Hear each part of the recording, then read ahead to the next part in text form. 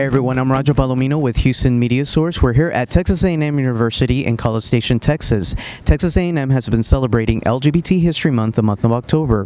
One headline guest, who's a writer, director, producer, and LGBT activist, is here on campus. His name is Mr. Dustin Lance Black.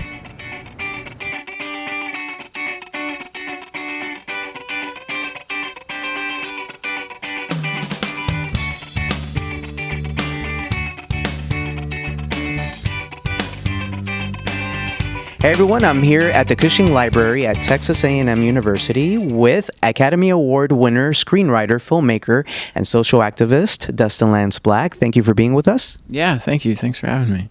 No problem. And we're here actually to talk about your visit to Texas A&M. So tell us how your experience has been like so far.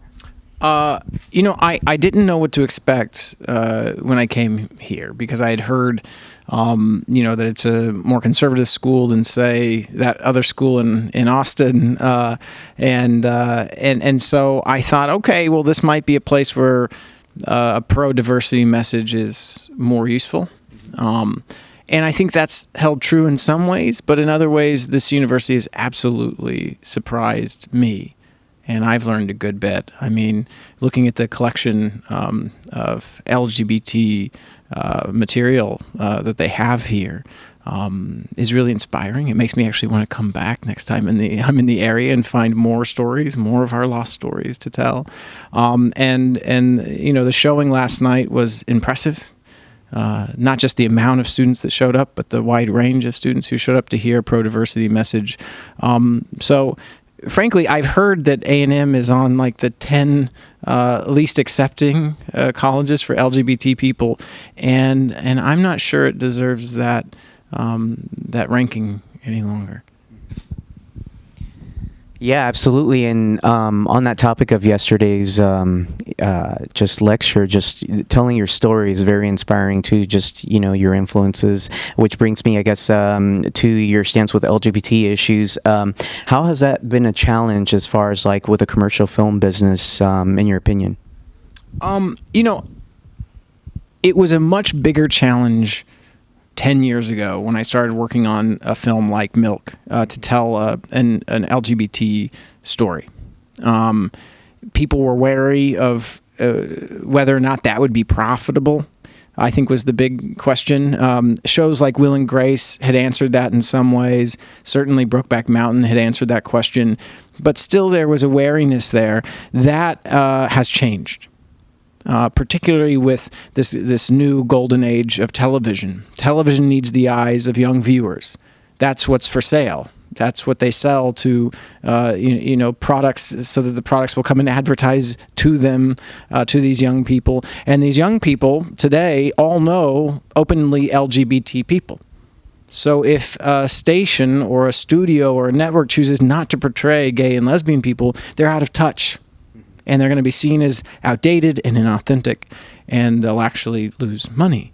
When commerce starts to be on your side, you start to be able to have, to tell more inclusive stories. And that's where we find ourselves now, is where studios and networks are actually coming to me to tell stories that include LGBT characters. And on that note, actually have some exciting television projects coming up. Could you tell us a little bit about them? Yeah, sure. There's next up is When We Rise on ABC, which is an 8-hour miniseries on the modern LGBT movement, and it profiles 3 characters who each come from different movements, true stories. One from the women's movement, one from the Black Civil Rights movement, and one from the peace movement. And how they were excluded from those because of who they were, and then used the lessons from those movements to bring LGBT people to fuller equality faster than any of the movements they'd been a part of previously. So it's, I think ABC every now and then calls it Gay Roots. I'm not sure it's that, but it's similar in terms of its attempt to give a history to my people. Absolutely. So you've worked very hard on marriage equality, and we've come very far, actually, in history. What's next for you as an LGBT activist? Well, I mean, one of the reasons I wanted to come to A&M and to speak in Texas post the Obergefell Supreme Court decision that brought marriage here to Texas and to the other 49 states in the Union is because Texas is one of those states where you can be married on Sunday and you can go to work the next day, put up a picture of you and your new spouse, and be legally fired and legally be kicked out of your home just for being a gay person or a lesbian person. And so to me, that's not full equality yet. Not until you can work and live safely and openly as who you are. And it's that ability to feel safe being an out LGBT person that allows us to tell our stories without fear of retribution, that allows us, in telling those stories, to dispel the myths and the stereotypes about who we are, to remove the fear that's held us back for so long, and to change hearts and minds so that Texas is a safer place for all people. And so that part of the reason I came here was to be able to spread the message that we're not done with our work, particularly in places like Texas. Absolutely. Beautifully said. So what message would you like to share with families in Texas and, for that matter, nationwide, as far as like your work and everything that you've accomplished so far? With Texas, I mean, I had to just thank Texas. I love Texas. Texas is where I grew up. Texas is where I learned my values. It's where I learned about what family values actually mean, what it means to take care of your neighbor, what the golden rule means. I mean, these things are all very important to Texans. And you know, I don't always find that sense of family or community in the big cities that I call home today, and I miss that. So, you know, I would hope that Texans will see my work, and yes, it's inclusive of LGBT people, absolutely. But it's all based in this belief that we draw strength from community and family and acceptance. I mean, these might be gay films, but they're also Texan films with Texan family values when you get right down to it. It's about love and family. And so, you know, if anything, I just need to share my gratitude that I grew up in a place that where I was taught to care for my fellow man, my neighbor, and my family. Absolutely. So I really enjoyed your recent short film, Coke, that you filmed in Brazil. And I believe it was called SMS. And I really enjoyed it because, you know, it talked about acceptance and through, you know, text messages and the friends and, you know, how that came about, you know, as far as like one of them being gay and wasn't sure how to tell his friend. How embracing was the Brazilian community there as far as like what you were doing with your work? Well, you know, so the LSMS was one in a series of 3 short films that I did for Coca-Cola, which were all about what do you do as a friend in the moment where you can choose to either make a cheap joke or to accept the person, to help them, and hopefully on the other side of that, learn that you strengthen a friendship. One of the 3 has a gay theme. We shot all 3 in the same place, which was Santiago, Chile. So I actually did not shoot that in Brazil, but we did casting out of Brazil. You know, it was a very good experience. I mean, I frankly didn't get any pushback from anyone in terms of the themes. I think particularly because we were working with young people on all 3 films, and including the one with the gay theme. And young people today just don't have the same misconceptions of gay people that perhaps their parents or grandparents do. So there's not the same fear there around it. They don't think it's something that you can catch. You know, they understand it's just who you are.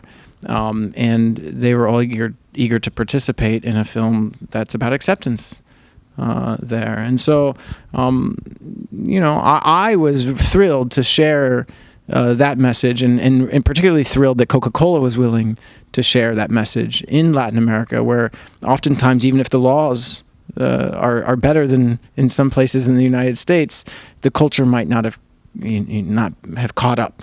And so it was great that they were willing to back a statement that was so inclusive, they being Coca-Cola, who is such a globally recognized brand. And with myself covering different film festivals and just seeing all the work out there, I've noticed also the trend, the changing trend with everything now with video on demand. And I enjoyed what you said yesterday about, just films and just everything is gravitating toward television. Has that influenced your work quite a bit? Yeah, I mean, truly, television is where you go right now if you want to tell a story that has depth, that has, characters with sometimes characteristics that are, in conflict with one another, stories that explore the gray area. It's where characters and stories are welcome.